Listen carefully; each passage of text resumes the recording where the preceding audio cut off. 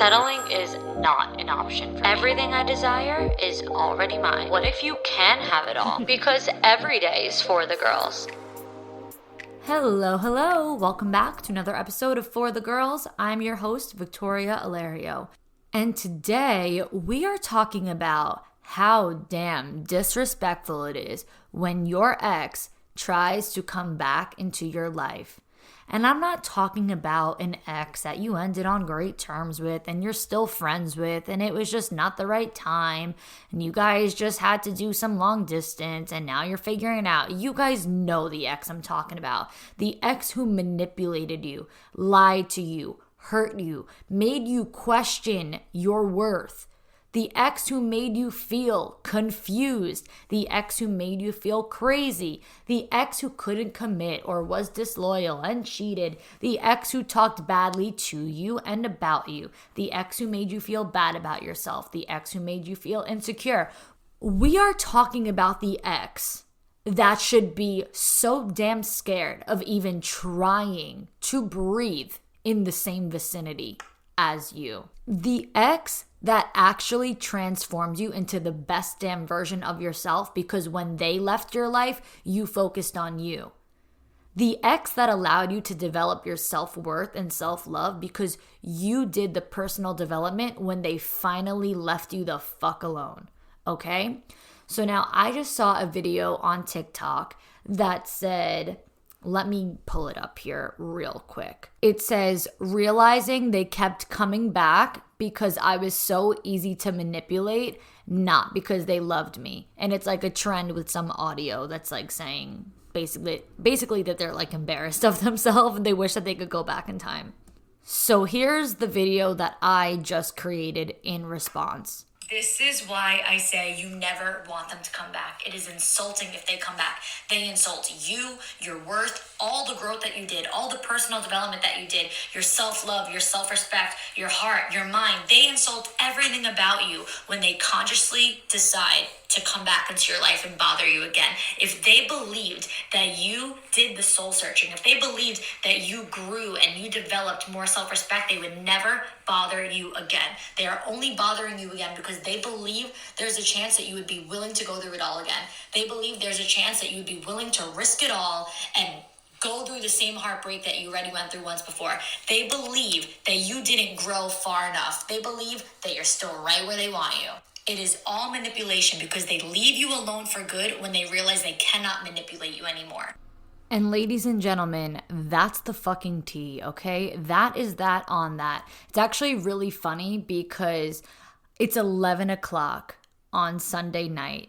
I record my podcast episodes on Thursdays typically, and my everything is usually completely done by Thursday night, at the latest Friday. So it'll be recorded, edited, uploaded, everything ready to go for Monday by Thursday or Friday. And my episodes go out at midnight on Monday. So like technically in an hour. This is my 30th episode. Never in 30 episodes have I recorded my podcast 1 hour prior to when it's supposed to go live, but it's okay. I just had a long weekend and I'm making it happen, you know? It is what it is. But the reason why I'm saying that is because you guys know I believe in divine timing. I talk about timing all the time. Everything happens as it should, when it should. And I was stressed about this episode because I really didn't know what I wanted to talk about. And for me, I'm really just big on saying what I genuinely feel in the moment, not just like whatever could work. You know, I don't half-ass anything. I'm a full sender.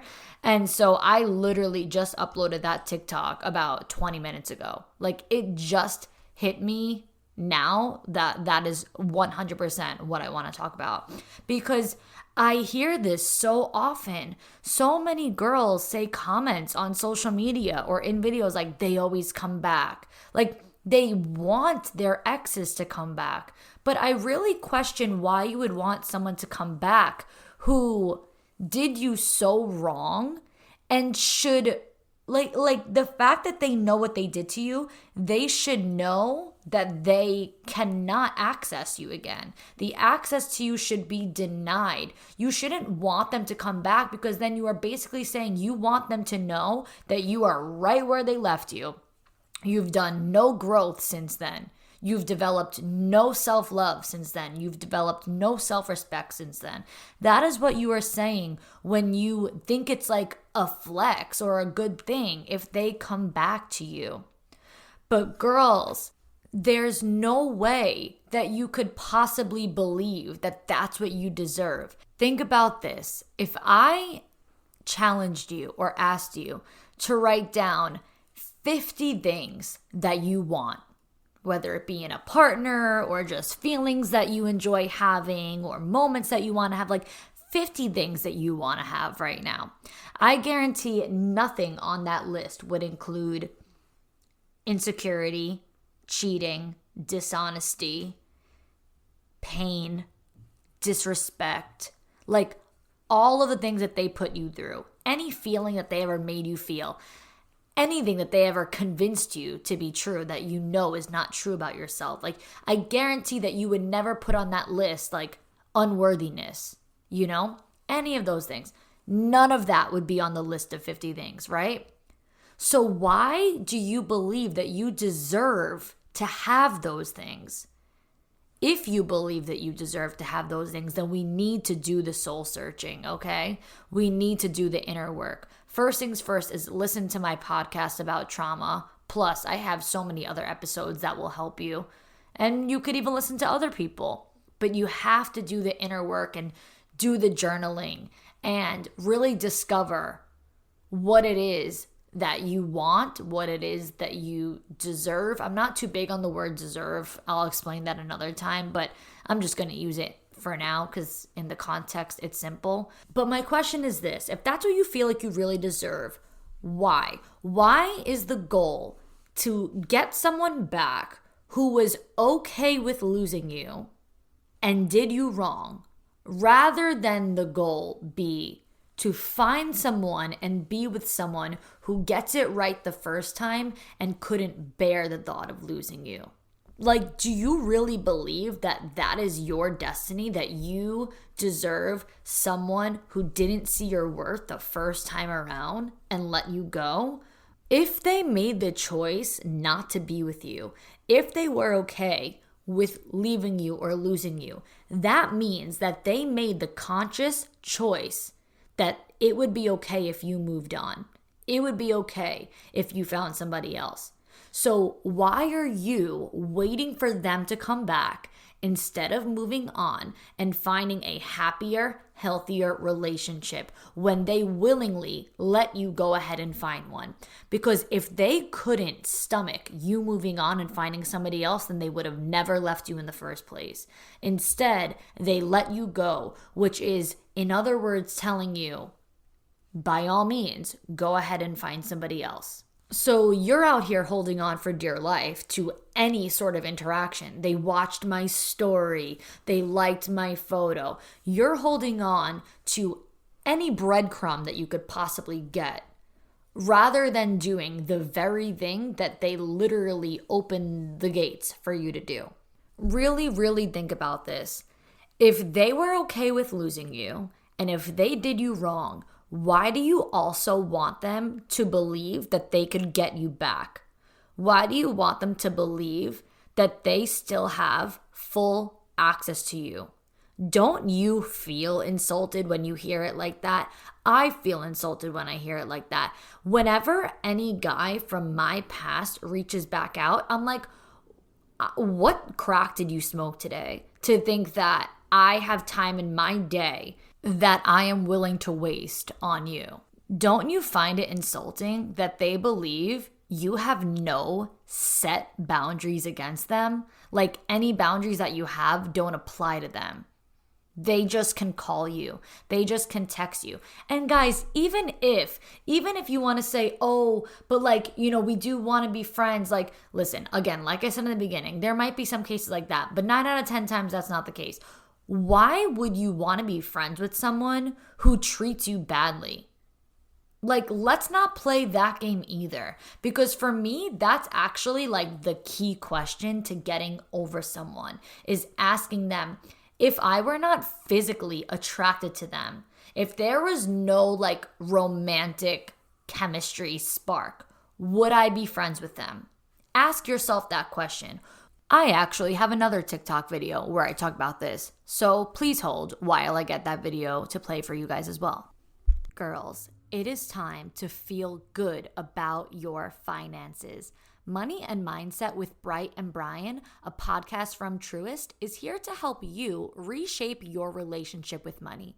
Tune in every month for inspiration and practical advice to manage your money better and live with more joy and confidence. The Money and Mindset with Bright and Brian podcast is hosted by psychologist Bright Dixon and financial wellness expert Brian Ford. Together, they explore ways to develop your money know-how and improve your well-being, covering topics like, can money actually buy happiness? And how to cure money anxiety. You can listen to Money and Mindset with Bright and Brian on Apple Podcasts, Spotify, Google Podcasts, Stitcher, or Truist.com. Okay, girls, as you all know, I am big on building a community. And with a community like For the Girls, you are going to love this. Drizzly is the #1 app for alcohol delivery, and you can find the biggest selection of women-owned and Black-owned beer, wine, and spirits brands, and then get them delivered in under 60 minutes. And of course, this includes non-alcoholic beverages for those of you like me who prefer a mocktail. Now you can sip with purpose, find your new favorite drinks, and explore brands that are shifting an industry while supporting the diverse stories that make them great.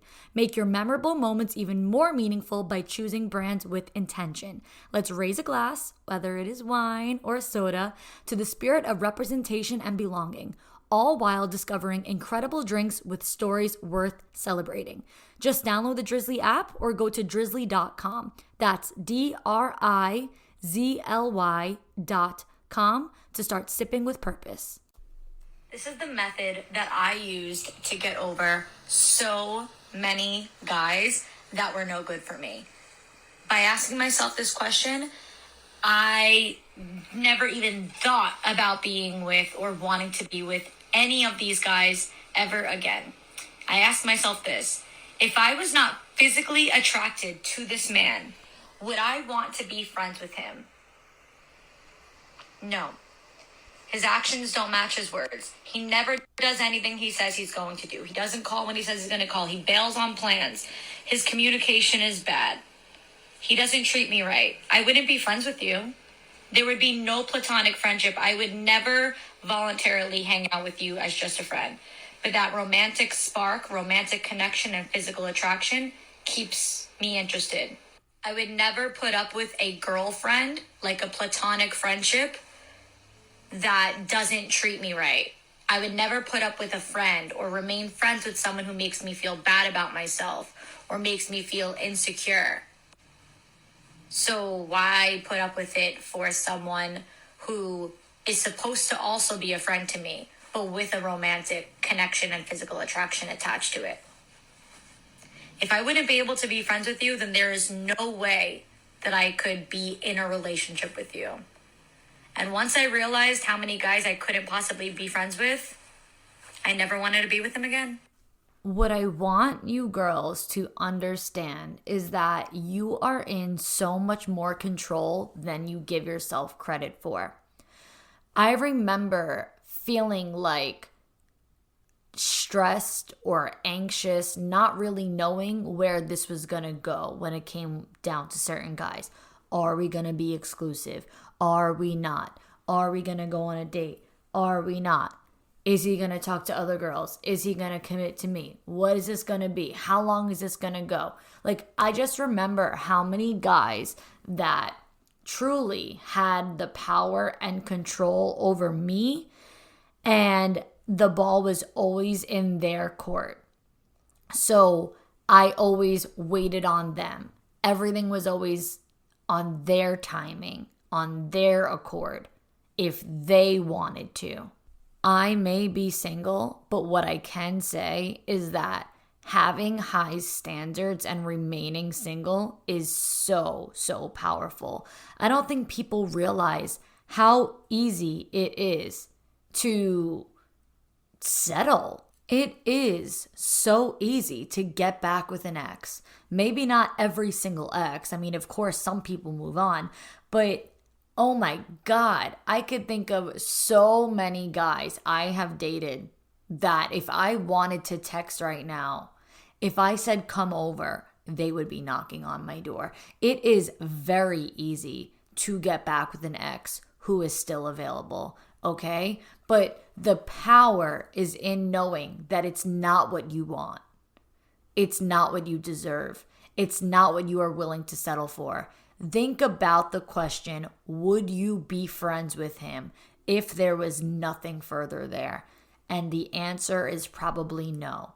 So if I wouldn't be friends with you, I'm not going to spend time with you, which means I'm not going to get back with you. Tell yourself this, I am in complete control. I am in control over my boundaries. I am in control over who has access to me, which means I am in control over denying access to people. I am in control of who gets to see me, know what I'm doing, know where I'm going, who gets to talk to me. I am in complete control of who gets to follow me on social media. I am in complete control of anyone who gets to be with me. No one can just pick me. No one can just say, I want to get back with her or I want to be with her. I am in control over my standards, the standards I hold myself to, and the standards I hold the people in my life to. Now, it's not to say that I control what other people do, but it's to say that I control who is in my life. Therefore, if you do not meet those standards, if you treat me any less than my requirements, you are not in my life. That is what my control looks like. The hard part is that you have to believe this. You can't just tell yourself this and mean none of it. You have to mean what you say. And I want you all, when you say these words, to really exude that energy. Don't worry about what other people are thinking. Don't worry, like, there's so many girls that say, I really want to block him, but we have like mutual friends and everyone's going to think it's immature. Well, if it makes you feel better knowing that he doesn't have access to you on social media, block him.